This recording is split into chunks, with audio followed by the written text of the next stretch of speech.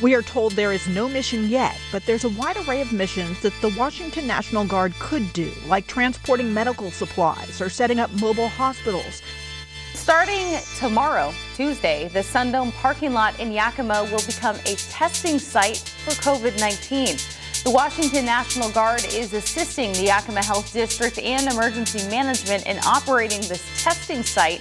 Members of the Washington National Guard were hard at work at the Northwest Harvest Distribution Center yesterday. They were processing and packing food that they say will go out to 1.6 million people across the state. Yesterday, we got a tour of where hundreds of members of the National Guard are working right now as contact tracers for the state in Tumwater.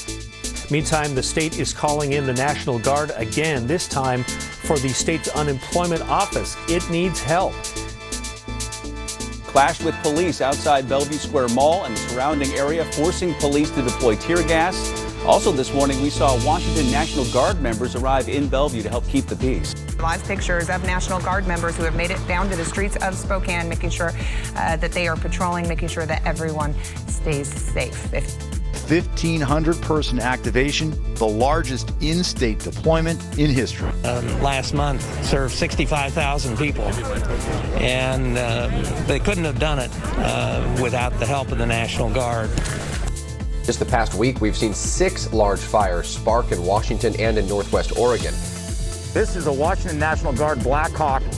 It has been out here with another Black Hawk since about noon. Chief Warrant Officer Travis Marzoff and his 3 crewmates. When they're sitting here, they can lean against that cargo strap and then they look straight down. Flew this Washington National Guard Black Hawk over the Sumner Grade fire in Bonnie Lake and Sumner at the peak of the fire. Fighting the Sumner Grade was a lot like flying in combat. I'm working with civilian ground guys. I can't see my bucket. I can't see sometimes more than a couple hundred feet ahead of me due to the smoke and stuff like that. So it's a different type of stress. I would say for the duration of the time we spent there, it's probably the most high stress flying I've done. Resources will come from the Washington National Guard. Members of the Black Hawk crews will provide support in Okanogan County.